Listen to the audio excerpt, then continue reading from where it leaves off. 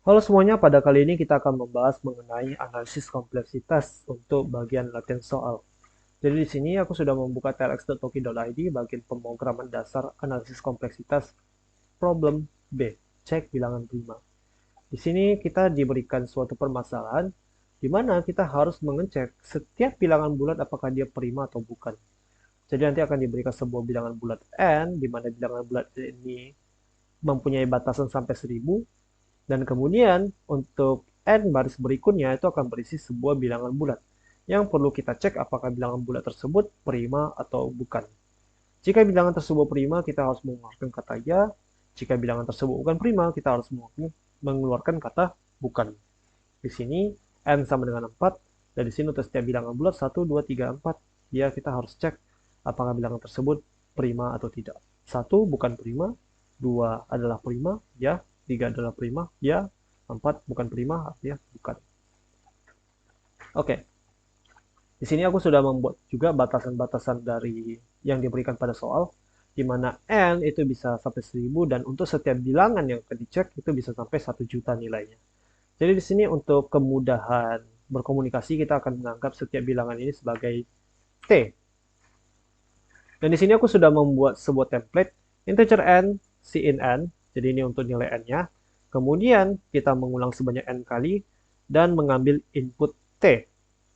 Jadi di sini kita harus membuat algoritma yang akan menentukan apakah t ini adalah bilangan prima atau bukan. Mari kita brainstorming dulu untuk sesaat. Bagaimana cara kita mengetahui apakah bilangan tersebut prima atau bukan? Nah, balik lagi ke definisi bilangan prima. Bilangan prima adalah bilangan yang hanya habis dibagi, yang hanya habis dibagi oleh satu dan bilangan itu sendiri.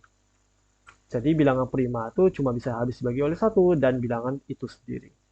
Otomatis, mungkin solusi yang terpikirkan oleh kalian adalah kita coba bagi saja bilangan tersebut dari 2 sampai dengan n kurang 1 atau t kurang 1 di sini biar lebih jelas ya.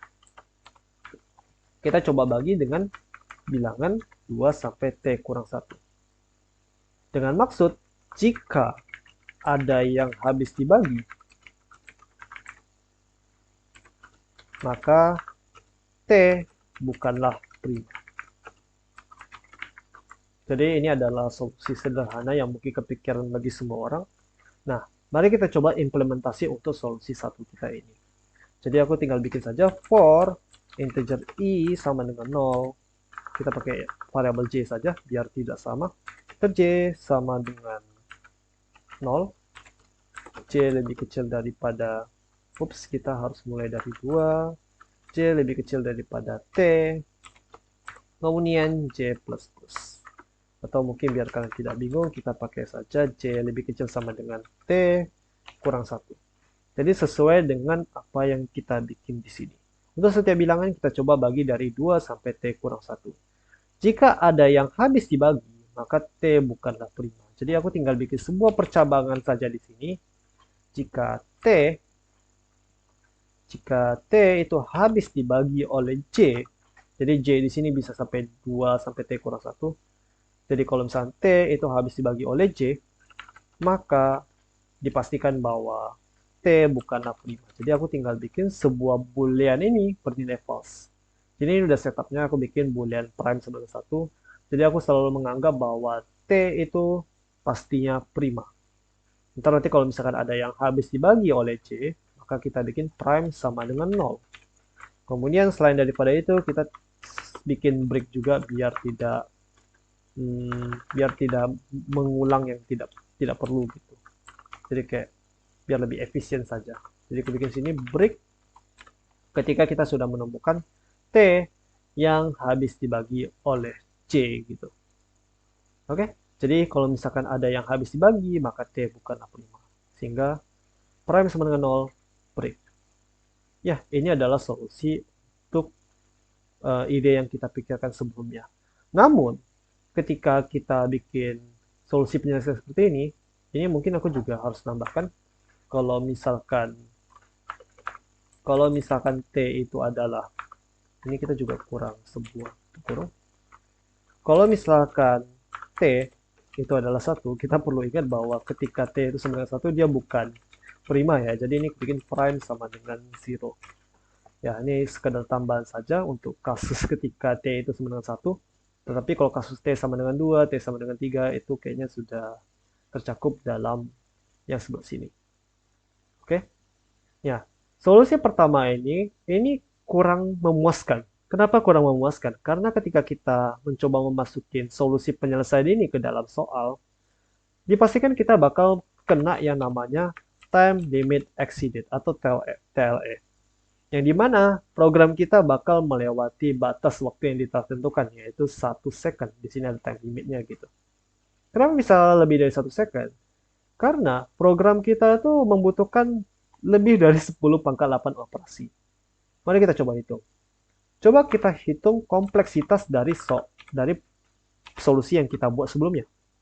Di sini ada n kali perulangan, sehingga aku bisa katakan bahwa ada n kali perulangan. Kemudian, setiap kali perulangan, itu ada t buah kali perulangan, yaitu for loops integer j sama dengan 2, j lebih kecil dari t kurang 1. Kita bisa menganggap ini bakal mengulang sebanyak t kali. Oleh karena itu, maka kompleksitasnya adalah on dikali dengan t. Nah, seperti yang kita tahu, Big O notation itu kita selalu mencari kasus terburuknya. Jadi kalau misalkan aku pengen tahu operasi paling banyak yang mungkin terjadi, aku tinggal masukin saja batasan-batasan yang sudah kita dapatkan. Kita tinggal masukin batasan maksimumnya saja. Jadi kalau misalkan aku masukin nilai N dan T itu sampai paling maksimum, otomatis sih sama saja dengan 1000 dikali dengan 1 juta. Sehingga jadi apa? Jadinya 1 pangkat 9 atau 1E9. Yang dimana 1E9 ini melebihi dari 10 pangkat 8. Dan C++ itu cuma bisa 10 pangkat 8 operasi per detiknya. Otomatis 10 pangkat 9 itu pastinya sudah melewati dari 1 detik. Sehingga melewati time limit 1 detik, ya kalian akan bakal kena yang namanya time limit exceeded. Oke, kalau begitu kita sudah pastikan bahwa solusi 1 kita ini bukanlah jawaban yang benar. Karena bisa kena TLE dan program kita terlalu lambat. Oke, mungkin mari kita coba brainstorming lagi ide-ide lainnya. Sekarang kita coba ke solusi 2. Mungkin kalian berpikir, oh kita tinggal coba bagi saja dari 2 sampai T per 2. Jadi ada juga ide-ide umum yang biasa orang pikirkan, yaitu dengan membaginya dengan 2 sampai T bagi 2. Kenapa begitu? Misalkan kita ingin mengecek bilangan prima, apakah 36 bilangan prima atau tidak. Nah, kita tidak perlu mengecek apakah 36 itu habis dibagi oleh 18, habis dibagi oleh 19 dan ke atasnya. Kenapa begitu? Karena ketika 36 habis dibagi oleh 19, 20, 21 atau semua angka yang lebih dari T per 2, ya ujung-ujungnya nggak bakal ada yang sama dengan 0 gitu. Tidak ada yang hasilnya itu sama dengan 0. Oleh karena itu, kita cuma perlu mengecek apakah bilangan tersebut habis dibagi oleh 2 sampai T dibagi 2. Jadi, ini adalah solusi kedua kita. Ya, jadi kalau misalnya untuk solusi kedua ini kita tinggal edit saja di sini. Alih-alih kita mengecek dari 2 sampai T kurang 1, kita cuma perlu ngecek dari 2 sampai T bagi 2. Sudah, seperti itu saja. Tetapi, masih ada tapinya lagi. Tetapi time complexity ini masih saja kurang efisien atau masih kena TLE nantinya atau time limit exceeded. Kenapa? Karena di sini ini ya mungkin ya kalian pikir oh ini udah dibagi 2 Kak gitu. Jadi udah semakin sedikit. Nah, tetapi walaupun T di sini kita bagi 2, T paling maksimumnya kan 1 juta. Jadi kalau T bagi 2, 500.000. Nah, 500.000 dikali 1000. Ya, ini masih 5 dikali 10 pangkat 8. Ya, 5 kali 10 pangkat 8 ini walaupun kalian bilang, oh ini kan dekat-dekat dengan 10 pangkat 8. Nah, tetapi 5 kali 10 pangkat 8 ini juga termasuk angka yang ngeri. Jadi kayak banyak operasi yang diperlukan itu cukup mengerikan. Sehingga ini kita tidak bisa menjadikan ini sebagai jawaban yang paling efisien. Ya, jadi ini bukan jawaban yang paling efisien. Ini masih take sometimes. Ini mungkin 5 second. Karena 1 second itu 10 pangkat 8 operasi, maka 5 kali 10 pangkat 8 itu seperti 5 second gitu. Itu sudah lewat dari 1 second dari yang sudah ditentukan. Oleh karena itu, kita akan mencoba solusi berikutnya, yaitu solusi ketiga. Nah, perlu diperhatikan, ketika kita mencari suatu bilangan prima, sebenarnya kita cuma perlu mencarinya sampai square root dari T. Mengapa begitu? Atau kita sebenarnya ini cuma perlu mencari, um, mencoba membaginya dari 2 sampai square root of T. Jadi ini adalah solusi ketiga kita. Ini adalah solusi yang paling efisien untuk mengerjakan soal ini. Jadi solusi paling optimum adalah mencoba membaginya dari 2 sampai SQRT dari T.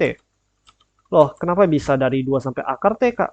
Nah, coba kita ambil contoh. Misalkan, aku ingin mencoba mengecek apakah 36 itu prime or not. Apakah dia bilang prima atau bukan. Nah, 36 itu terdiri dari faktor-faktor apa saja? 36 itu kan sama saja dengan 1 dikali 36. 2 dikali 18. Apalagi? 3 dikali dengan 9. Ups, bukan 9 deh. 3 dikali dengan 12. Kita juga bisa bilang 4 dikali dengan 9. Kita juga bisa bilang 6 dikali dengan 6. Sudah. Sampai sini aja one faktor dari 36.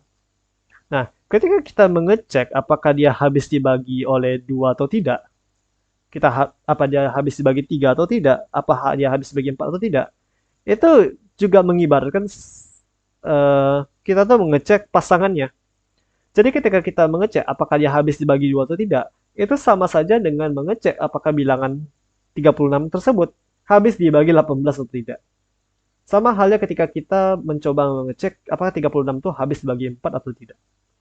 Percaya atau tidak percaya, itu sama saja dengan mengecek apakah 36 itu habis dibagi 9 atau tidak. Dan di sini kita tidak perlu mengecek apakah dia habis dibagi bagian sisi kanan ini. Kita cuma perlu mengecek bagian sisi kirinya doang. Apakah 36 itu habis dibagi 2, apakah 36 itu habis dibagi 3, apakah 36 itu habis dibagi 4, sampai habis dibagi 6. Dan pohon faktor ini, yang paling bawah sebelah kiri itu kan pastinya adalah akar dari bilangan tersebut. Otomatis kita cuma perlu mengecek apakah bilangan tersebut habis dibagi dari 2 sampai square root of T atau akar dari T.